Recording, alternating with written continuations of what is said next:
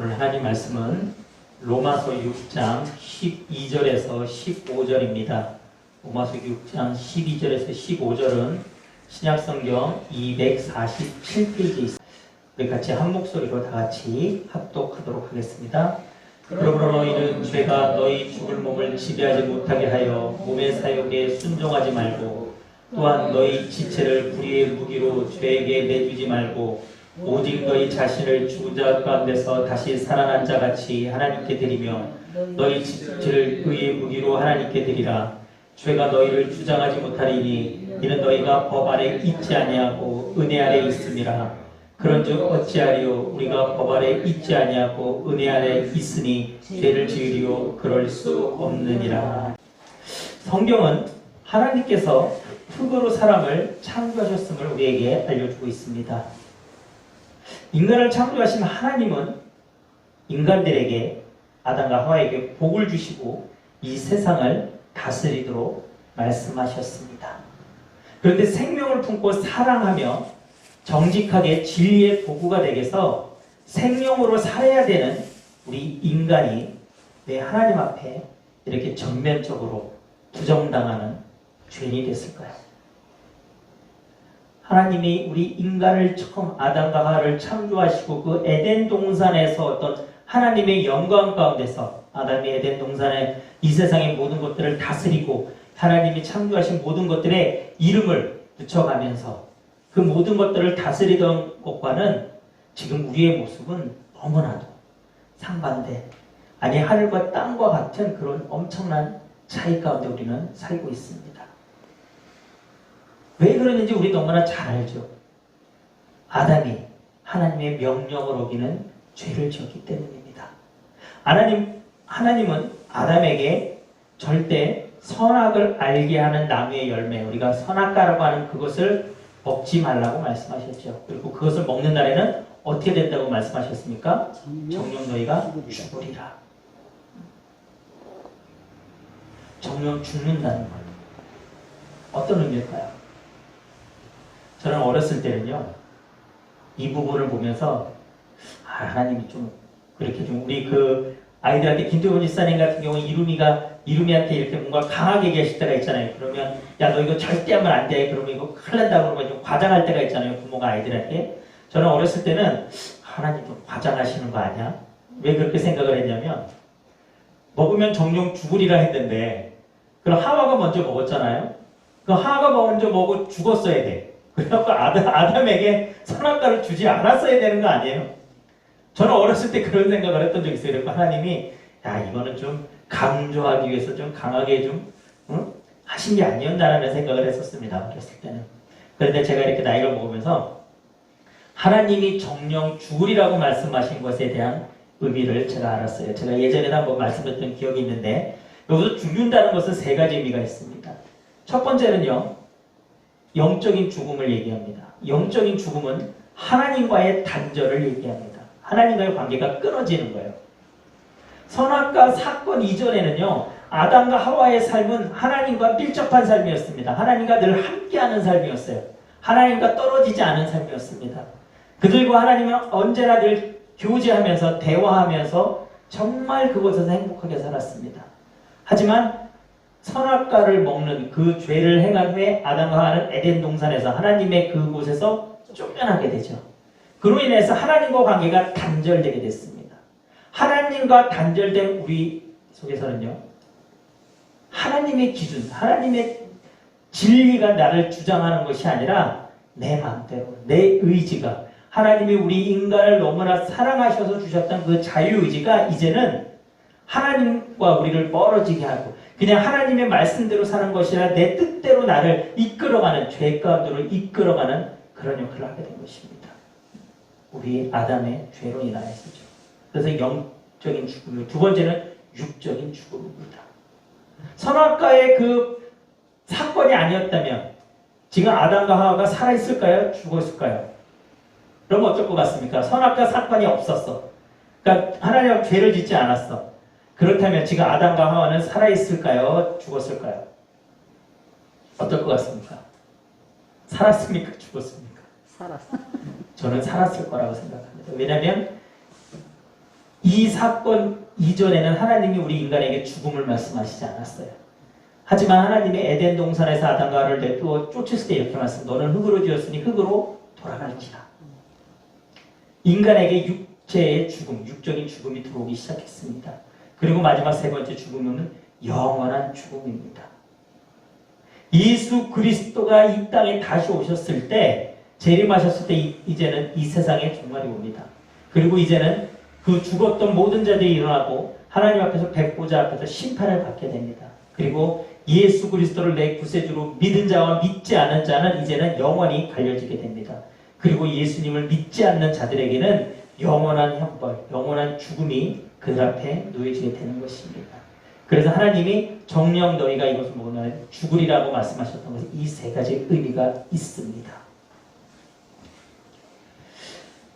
그래서 그 아담으로 인하여서 우리 모든 인류는 이제는 그 신분이 바뀌게 됩니다. 그래서 로마서 5장 12절에 보면 그러므로 한 사람으로 말미암아 죄가 세상에 들어오고 죄로 말미암아 사망이 들어왔나니 이와 같이 모든 사람이 죄를 지었으므로 사망이 모든 사람에게 이르렀느니라.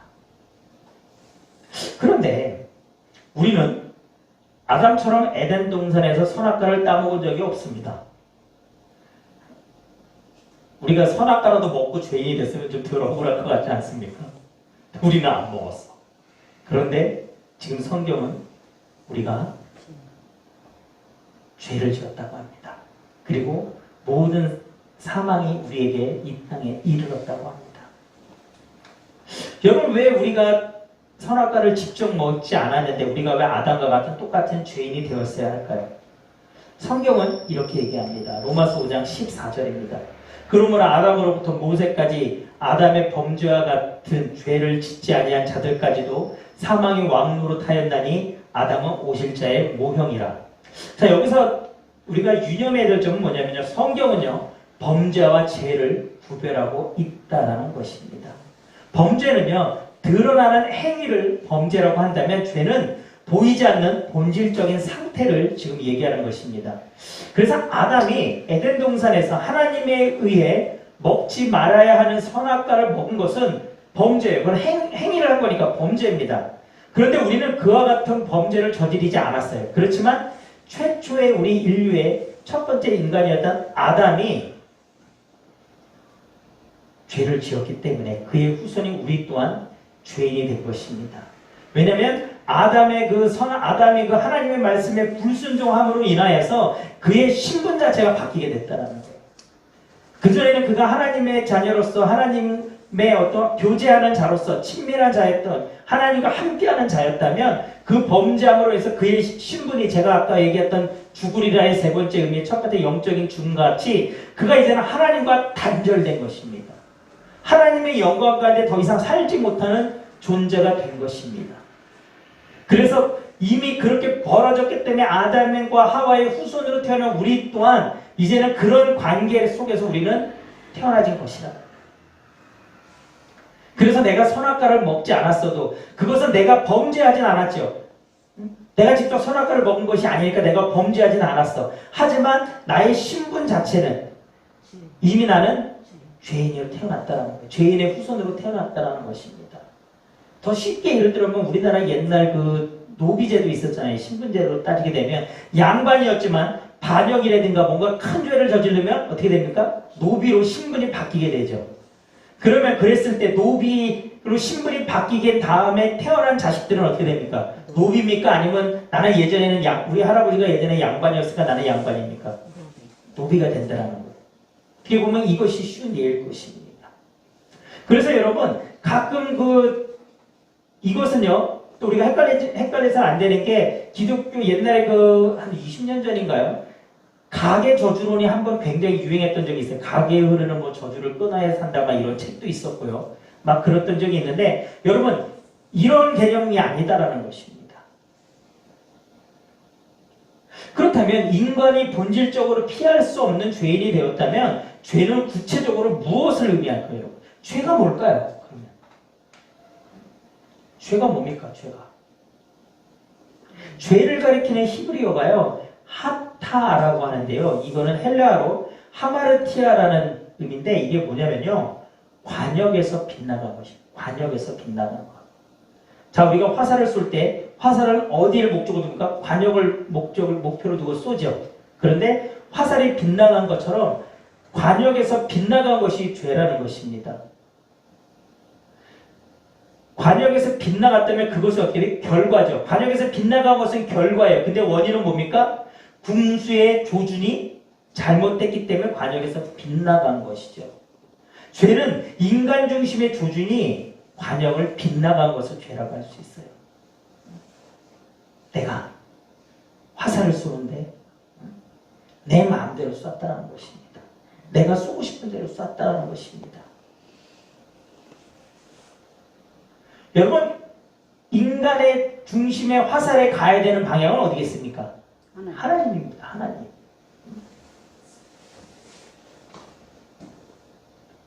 하나님을 향해 나는 나아가야 되는 존재가 우리 인간들인데, 아담의 후손으로 죄의 어떤 죄인의 신분으로 태어난 우리는 태어날 때부터 하나님을 향하고 있지 않다는 거예요. 우리의 모든 것은 자꾸 나 중심으로 세상을 향하고 있다는 것입니다. 나를 위하고 있다는 거예요. 그것이 본질적 죄입니다. 그런데 우리 삶에 반전이 일어난 것이죠. 우리가 잘 아는 대로 예수님이 십자가의 죽으심으로 인하여서 죽을 수밖에 없는 죄인에서 하나님을 아버지라고 부를 수 있는 자녀로 우리의 신분이 바뀌어진 것입니다. 그러니까 예수님으로 인하여서 우리의 신분이 다시 하나님의 자녀로 복원된 것이에요. 내가 지금 에덴 동산에 살고 있지는 않지만 나는 이미 지금 하나님의 자녀라는 것입니다. 여러분, 그것은 변화되지 않아요. 이제는 변하지 않습니다. 예수님을 내 구세주와 주님으로 믿고 영접한 나에게 있어서는 그것은 변화되지 않아요. 그런데 우리를 늘 헷갈리게 하는 것은 근데 나는 오늘도 또 이런 죄를 졌고 이런 잘못을 했고 이런 나쁜 행동을 했는데 그러면 나 또 죄인인가? 지옥 가는 건가? 아니에요, 여러분. 예수님을 내 구세주와 내 주님으로 영접한 우리의 신분은 이미 변화되었기 때문에 제가 뭐 예전에 그런 표현했던 적 있지 않습니까? 말 안 듣는 자식인 거예요. 말 안 듣는 자식. 말 잘 듣는 이웃집 아들이 아니라 말 안 듣는 내 자식인 거예요. 말 잘 듣는 이웃집 자식이 아니라 말 안 듣는 자식. 여러분, 굉장히 중요합니다. 여러분, 자녀와 자녀가 아닌 자들의 가장 큰 차이가 뭔지 아세요? 유업을 받느냐 받지 않느냐의 차이입니다. 어떤 문제가 생겼을 때 그 부모의 보호를 받느냐 받지 않느냐라는 거예요. 로마서 6장 6절에서 8절에 보면요, 이렇게 우리에게 얘기합니다. 우리가 알거니와 우리의 옛사람이 예수와 함께 십자가에 못 박힌 것은 죄의 몸이 죽어 다시는 우리가 죄에게 종로듯 하지 아니하려 함이니 이는 죽은 자가 죄에서 벗어나 의롭다 하심을 얻었습니다. 만일 우리가 그리스도와 함께 죽었으면 또한 그와 함께 살 줄을 믿노니. 여러분, 이 말씀의 의미는요, 더 이상 우리는 죄의 노예가 되지 않았다는 것입니다. 제가 말씀드린 신분이 바뀌었다는 것입니다. 그리고 우리가 예수님과 함께 죽고 함께 살아서 새 생명이 되었다는 말로요, 우리 안에 예수님의 생명이 임했다는 것입니다. 예수님의 생명이 저와 여러분 안에 있기 때문에 우리 신분이 바뀐 것입니다. 하나님과의 관계가 회복된 것입니다. 그 막힌 라인이 허물어진 것입니다. 그런데요, 오늘 본문은요, 여러분, 그러므로 이렇게 시작을 합니다. 그러므로라고 하는 시작을 해요. 그리고 그 내용은요, 우리에게 이제는 다른 삶을 살 것을 요구하고 있습니다. 즉, 죄 짓지 말라고 말하고 있습니다. 듣기만 하고 행동하지 않고 결단하지 않고 사는 크리스찬이 되지 말고 하나라도 제대로 살아보라고 노력하라는 말입니다. 여러분, 어떤 사람이 여러분 통장에 돈을 1억을 넣었다고 생각해 봅시다. 야, 내가 길을 가고 있는데 어떤 사람이 갑자기 딱 나타나서 그런 거예요. 내가 당신 통장에 한 10분 전에 1억을 이체시켰습니다. 그러니까 쓰고 싶은 대로 마음껏 쓰십시오라고 이렇게 얘기를 했어요. 그리고 내 통장에 정말 1억이 들어와 있어. 그런데 내가 그 사람을 보고 내가 이 사람 말을 어떻게 믿어? 처음 보는 사람이 하고 내가 그것을 믿지 않는다면, 내가 그것을 사용하지 않는다면 그것이 나에게 의미가 있습니까? 없습니까? 아무 의미가 없어요. 여러분, 오늘 성경은 우리에게 분명히 내가 예수님의 그 은혜로 말미암아 하나님의 자녀가 됐다라고 얘기하고 있는데, 내가 그대로 살지 않는다면, 내가 하나님의 자녀답게 살지 않는다면, 오늘 성경의 말씀대로 내가 하나님의 자녀로 살려고 하지 않는다면, 여러분, 예수님이 내 안에 계시다라는 것, 예수님이 내 구세주와 주님이 되셨다라는 것을 우리는 믿지 않는다라는 거예요. 여러분, 구원은 무엇으로 받습니까? 믿음으로 받는 거예요. 그러면 안타깝게도 나는 구원받은 자가 아니다라는 것입니다. 내가 믿지 않는다면, 그리고 내가 그 믿는 것을 내가 내 행함으로 여러분 증명하며 살지 않는다면, 여러분, 우리는 하나님과 상관없는 자입니다. 마태복음 8장 20절에서 예수님이 이렇게 말씀하십니다. 내가 너희에게 분부한 모든 것을 가르쳐 지키게 하라. 볼지어다 내가 세상 끝날까지 너희와 항상 함께 있으리라 하시니라. 예수님이 저와 여러분 안에 계시다라는 거예요. 함께 하고 계시다라는 것입니다. 그렇다면 우리에게 가장 중요한 것은요, 여러분, 그것을 먼저 내가 마음 깊이 인정하는 것입니다. 믿는 것입니다. 그리고 이제는 예수님이 내 안에서 나를 주장하시는 대로 여러분 살아가라고 해야 하는 것입니다. 여러분, 우리 하루의 일상을 한번 생각해 보십시오. 어떤 때는 우리 순간적으로 갈등할 때 있지 않습니까? 어떠한 일이 이거 하면 하나님 기뻐하시지 않을 것 같은데, 이대로 하면 안 될 것 같은데, 하지만 때로는 나의 유익을 위해, 때로는 남에게 눈치 보여서 여러분 우리 그런 행동을 하는 경우 있지 않습니까? 여러분, 오늘 성경이 우리에게 얘기하고 있는 것은요, 그럴 때 너희는 그것으로부터 하나님의 말씀을 지키려고 여러분 몸부림쳐야 한다는 것입니다. 그것이 너희가 하나님의 자녀가 됐다는 증거라는 것입니다. 여러분, 우리는요 법 아래 있지 않아요. 여러분, 우리가 율법 아래 있다면, 우리가 만약에 우리의 구원이 율법으로 있었다면, 여러분, 이 세상 그 누구도 구원받을 수 있는 사람 아무도 없습니다. 왜냐하면 율법은 우리가 지킬 수 있는 게 아니고, 율법은 우리가 모두 지킬 수가 없기 때문입니다. 여러분, 율법으로 인한 구원은요, 하나라도 어기면 여러분 구원받을 수 없는 거예요. 그런데 오늘 성경은 우리가 뭐라고 합니까? 너희는 은혜 아래 있다고 합니다. 은혜 아래 있다는 것은 하나님의 은혜 아래 있다는 겁니다. 예수님의 은혜 아래 있다는 것입니다. 너희가 잘해서, 너희가 죄짓지 않아서 내가 너희를 구원한 것이 아니라 내가 너희를 사랑해서 구원했다라는 것입니다. 내가 너희를 사랑해서 내 독생자를 너희를 위해 십자가에서 죽게 하셨다라는 것입니다. 너희는 그것을 믿기만 하라는 것입니다. 그리고 너희가 이제 은혜로 구원받은 자니까, 너희가 율법을 열심히 잘 지켜서 구원받은 것이 아니라 은혜로 구원받은 자라고 너희가 율법을 어긴다면 너희는 구원받은 자가 아니라는 것입니다. 왜냐하면 내가 정말 하나님의 은혜로 구원받은 자라면 내 삶은 안 바뀌는 게 이상한 것이기 때문입니다.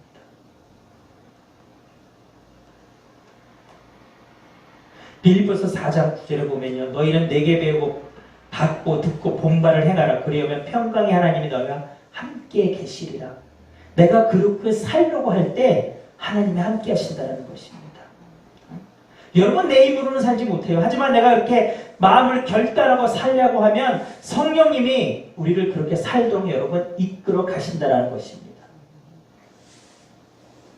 왜 내 삶이 변하지 않습니까? 내가 그렇게 살려고 하지 않기 때문입니다.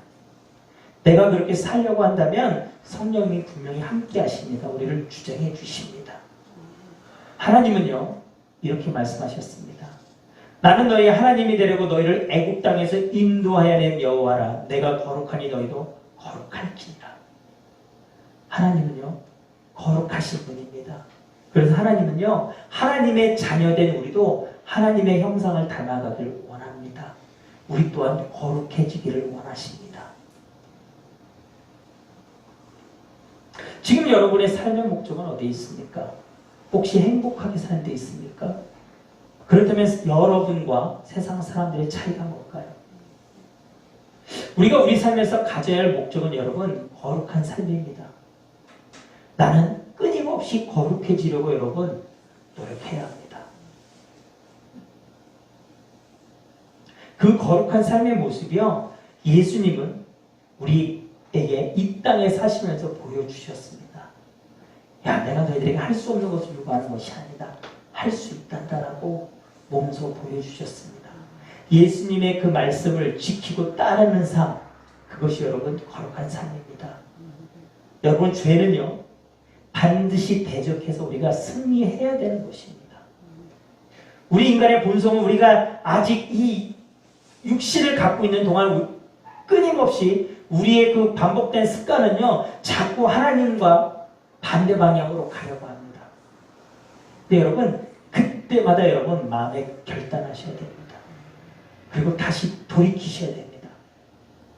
군수가 관역을 제대로 된 관역에 쏘지 않고 화살을 다른 곳에 쏘는 건 죄입니다. 반드시 죄와 승리에 싸워서 승리하셔야 됩니다.